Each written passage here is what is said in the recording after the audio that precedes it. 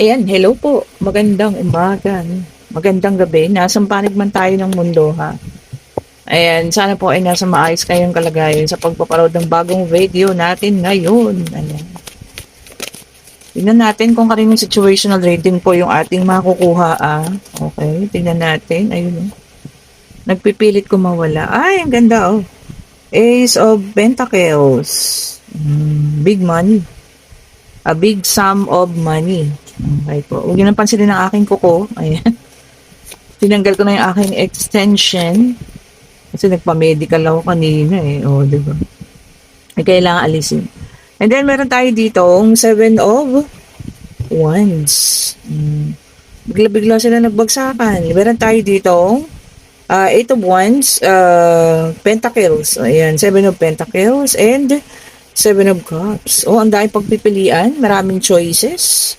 Baka meron sa inyo, no? May mga choices na pinagpipilian. Kung ano man po ito, ha? Pwedeng ito ay pangkabuhayan showcase. Sa paghahanap buhay, no? Pwedeng ganon. O, pwede rin tao. Baka may mga, alam mo yun, mga nagmamahal sa'yo dyan na hindi ma-express yung kanilang damdamin. O, ayan ha. Ayan po. Uy, meron dito 4 of Wands. Okay. Tignan pa natin, ha. Okay. Tignan pa po natin. Naku. Merong King of Swords. Ayan. Naku, taong matigas ang ulo.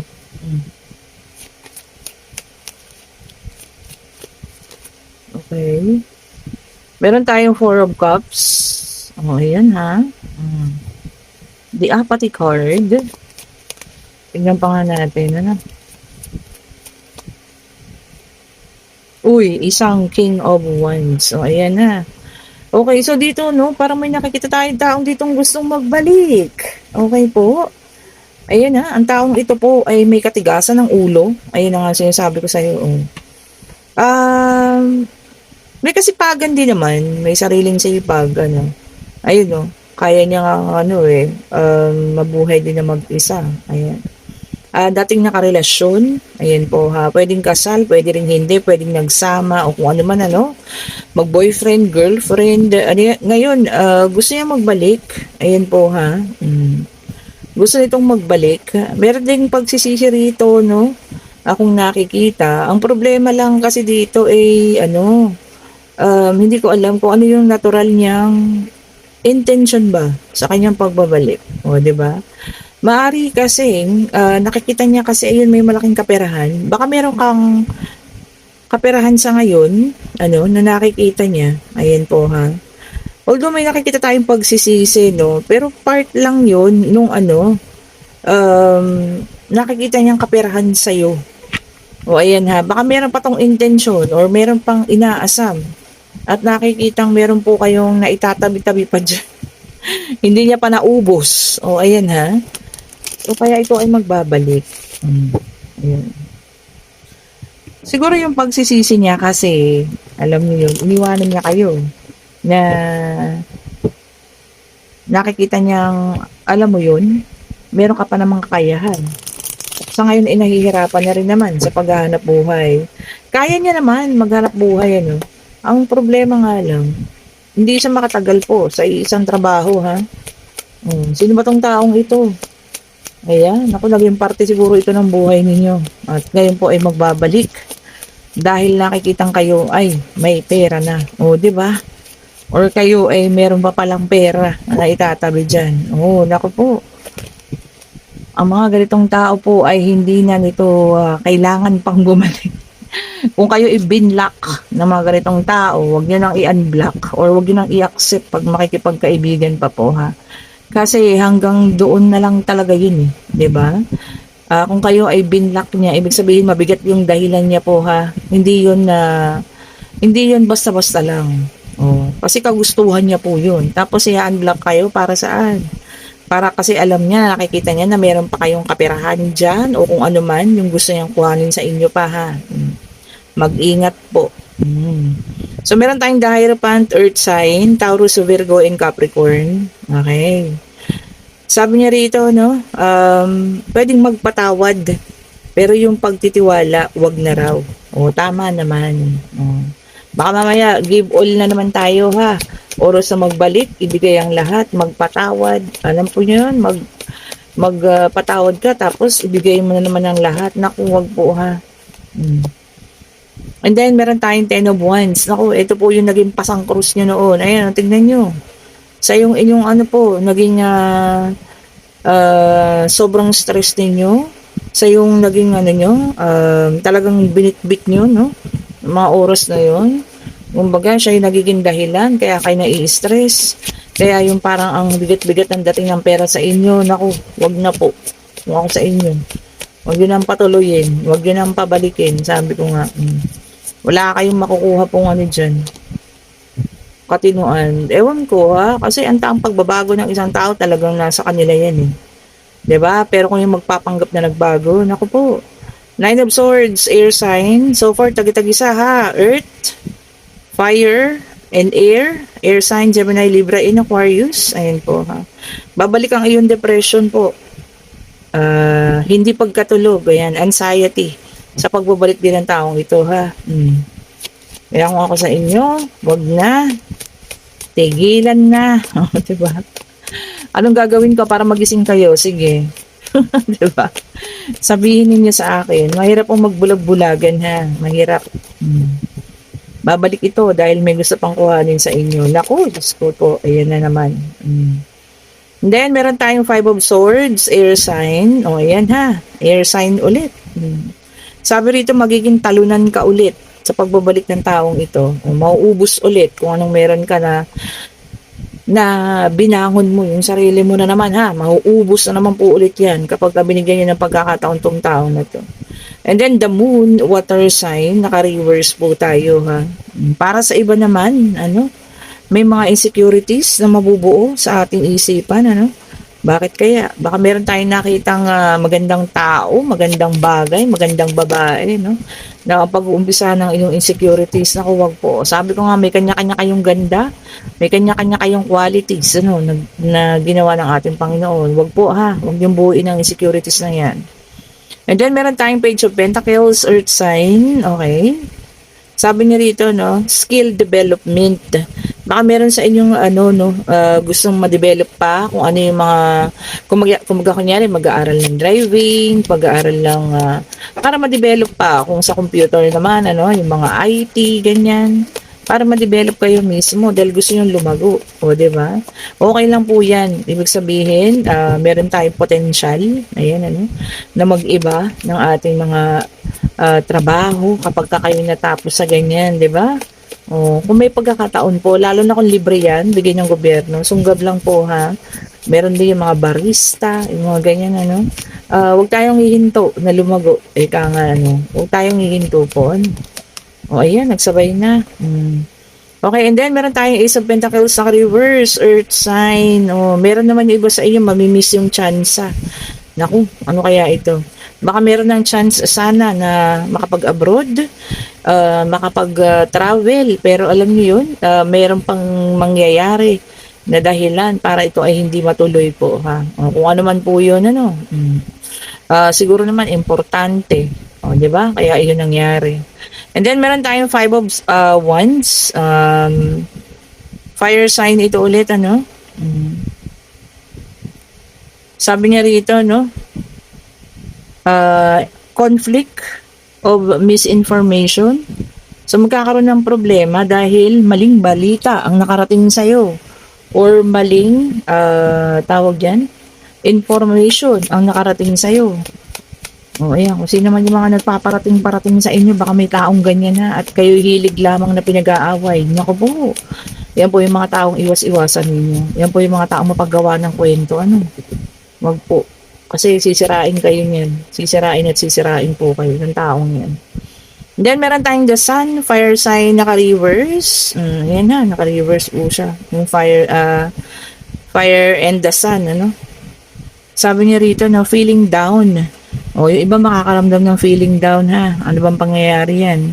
Baka kayo, alam niyo yan, hindi mapagbibigyan sa inyong mga request. So, madadown yung pakiramdam natin o kung ano man yan ha. Or kung may pangyayari na hindi natuloy, no? So, ayun po. So, tingnan natin din, ano. Okay, ayan ha.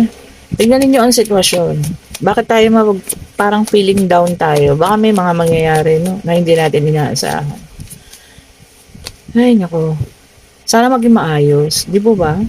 And then, meron tayong Two of Cups, water sign ulit. Okay. Merong ano rito talagang pagbabalikan. Ano. Ito naman, sa card na to, unified by love. O, ayan ha. Dahil, mahal pa ang isa't isa. So, dun sa situational reading, meron lang isang gustong bumalik sa buhay niyo at gustong mambuisit, ano. At meron pang gustong kuhanin. Ito namang isa, may pagbabalikan because of love. Dahil mahal pa ang isa't isa. Oh, di ba naman? And then, meron tayo ditong Three of Cups, water sign. Ayan, ha. O, 3 daw kayo sa isang relasyon. At iyan ay iyong matutuklasan na. Oh, grabe yun 3 kayo sa isang relasyon. At ito ay ito ay mabubunyag. Naku, mahirap yun ha. Baka may paparating sa'yo na balita at malalaman mo na 3 pala kayo. Yun mahirap. No? 3 kayo. Love triangle. Kung kanino man po ito ha, easy lang. Ayan. Alam kong masakit yun, ano. Pero kung talagang kailangan yung komprontahin yung partner ninyo, gawin nyo po para maliwanagan kayo, no. Mahirap din kasi, di po ba? Masakit sa kalooban. Then meron tayong King of Swords, naka-reverse, air sign. Ayan, ano. Sabi niya rito, no, quiet power, ay, yung bang pananahimik, yung, alam niyo yun, yung silence ka lang. Pero alam mo yun, ang daming naapektuhan ng dahil sa pananahimik mo. Oh, yun ang quiet power po na tinatawag ha. Yun talagang wala kang salita, although nakikita mo na may nangyayari hindi maganda, no? Nakakagalit na, maaaring karelasyon mo, alam mo na mayroong karelasyon sa iba, pero tahimik ka lang. Yan ang mahirap. Alam niyo ba ang taong tahimik, yan ang pinakamahirap kalaban. Di ba? Kasi once na magalit yan, naku, magtago ka na. Oo sa'yo, no? Kasi talagang, alam niya yan, mahirap silang magalit po. That's the quiet power, no? O ang power ng katahimikan. Okay, tingnan pa natin dito. Okay. And then, meron tayo dito, 9 of Wands. Ayan. Sabi niya rito, no? Learning from the past failure. O may natutunan ka raw sa mga nakaraan mong pagkakamali. Which is good. Very good talaga yan, ano. Mas maganda yung meron tayong natutunan kaysa yung babaliwalain lang natin at sasabihin natin na hindi, ako yung tama eh. Di ba? Mas maganda i-accept mo na mali. Mali yun at meron ka pong natutunan, ha. And then, meron tayo ditong 6 of Pentacles. Ayan. Okay. Naku, maraming rito, no. May makakuha, maaaring ipinamimigay, ayan ha, sabi dyan may mga matatanggap, kung ano man yan, pwedeng mga ayuda, no, sino ba mga nag-apply ng ayuda dyan, or yung mga loans, ayan ha, kung nag-apply kayo, baka maaaring paparating na this week, ang inyong loans, te-text na kayo, na ayun na po, nasa account nyo na, diba, gastusin po ng wise at saka ng ng talagang yung kailangan pagbilhin. 'Di ba? Yung kailangan paggamitan ba? Kasi babayaran din naman natin 'yan. 'Di ba? So kailangan natin gastusin sa tama po. Okay. Tignan pa natin ito. Ayan, nagpipilit ko mawala. Ito ang ating Knight of Wands. Ayan po ha. Sabi niya rito, no? Pagiging open-minded. Ayan. Open-minded ka ba? 'Di ba? Naging tayo, no? Sa lahat po, siguro may mga taong open-minded at na kayang tanggapin kung ano ka man. Or kung ano man iyong nakaraan. 'Di ba? Or ikaw yung open-minded na tao na kaya mong tumanggap ng tao na kahit na ano pa yung nakaraan niya, basta't mahal mo. 'Di ba? Ang ganda ng ganun po, ha? Kung kayo man ito at meron kayong makikilalang isang tao na alam niyo yun, hindi man maganda yung nakaraan, pero open-minded ka at kaya mong, alam mo yan, mahalin, pagbigyan, ayan. Gano'n naman talaga ang tunay na pagmamahal eh. Hindi po sinusukat kung ano yung nakaraan, kung ano yung kasalukuyan. Ano po? Kasi pag mahal mo po talaga. O, di ba? Bukas talaga ang isipan mo. O, and then, meron tayong King of Cups. Ayan po ha. Sabi niya rito, no? Pagiging kalmado. Sabi niya kasi calm. O, ayan ha. So, minsan kailangan din nating maging kalmado, no? Para makapag-isip tayo ng maayos. Hindi nga lang minsan eh. Dapat dalas-dalasan po natin yan. Baka nagiging masyadong mainitin na ulo ha. Dalas-dalasan po ang pagiging kalmado. Sabi niya rito, no? Baka maraming nakaka-encounter ngayon na sobrang, ano niyo yun, nag-iinit ang ulo natin. Hindi natin nakokontrol ang ating sarili. O calmness. Maging kalmado raw tayo po ha. And then, meron tayo dito, Seven of Wands. Ayan. Sabi niya rito, no?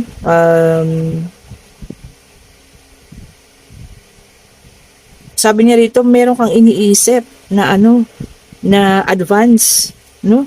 Parang meron kang nakikita na maaring ito yung kasunod dun sa pangyayaring iyon. Parang ganun. Naisip mo na, kunyari, may nangyari ngayon. Tapos nakita mo na ay, ito yung kalalabasan ng pangyayaring yan. Yun, thinking advance daw po. Parang ganun. Okay, may number 10. Nadala-dala ang ating Wheel of Fortune. Ayan, no? Sabi niya rito, no? Chance. So, may chance po ang bawat isa sa atin na baguhin ang buhay niya, ha? O, ayan. Hindi siya yung pure good luck. Hindi siya puro good luck lang po, no? Na iasa natin sa nature o sa anuman, ano? Yung ating pagbabago ng buhay. Kundi, sabi niya, your will. O, sabi niya, yun talagang kagustuhan mo na mabago ang isang bagay. O, diba? It's your own will. Sabi niya, no? And then, talagang ang King of Swords, 3 beses.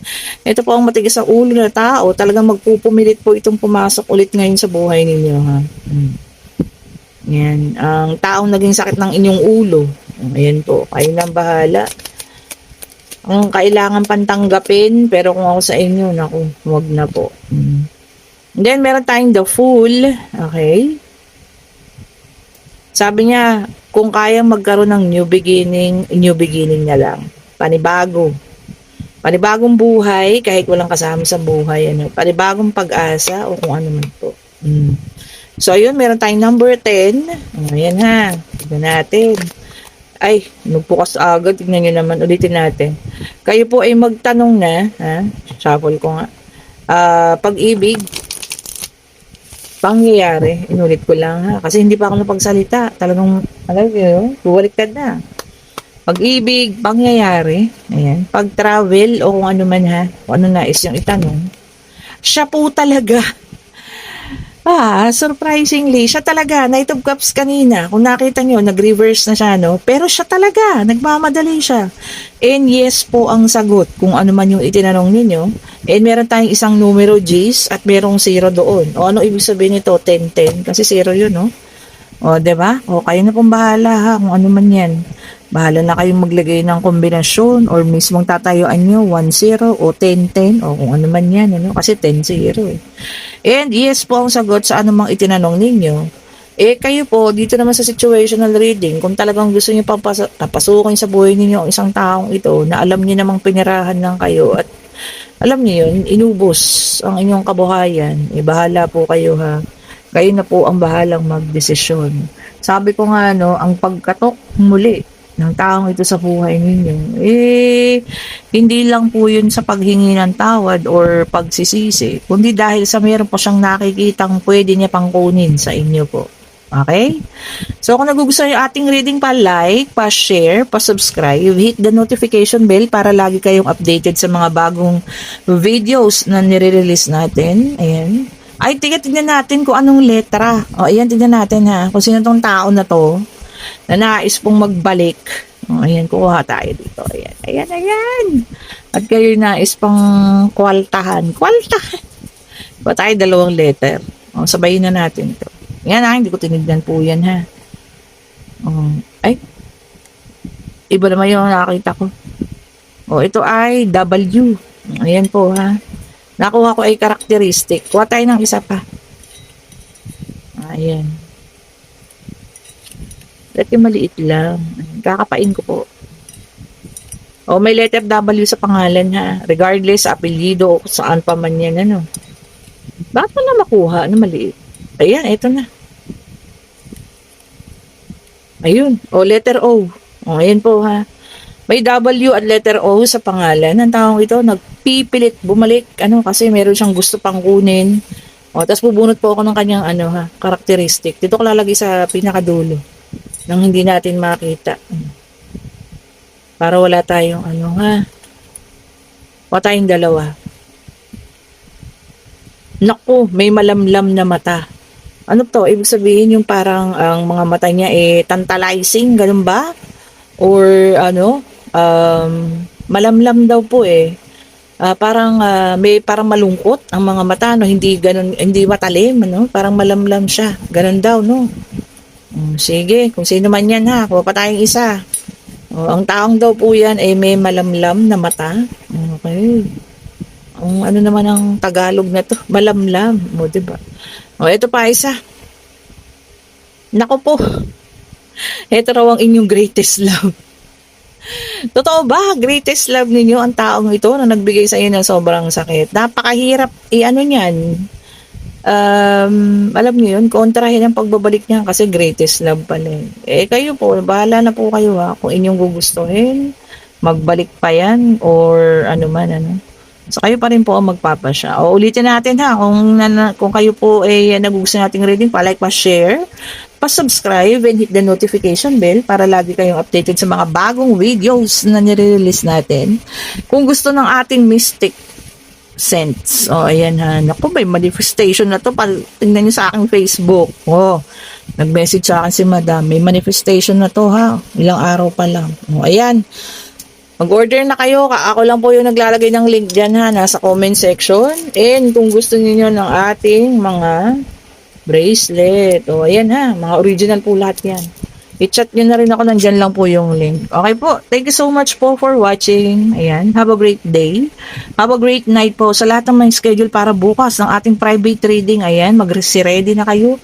At meron pang gustong humabol dyan, pwede pa po sa gabi. Ayan ha, pwede pa po sa gabi ha, maghabol na kayo, maghingi kayo ng schedule sa akin. Ayan po, para bukas. Napakagandang araw, August 8 po, Infinity, no? Infinity yung number 8. Yan. Thank you so much. Have a great day po ulit ha. Stay safe. Bye-bye po.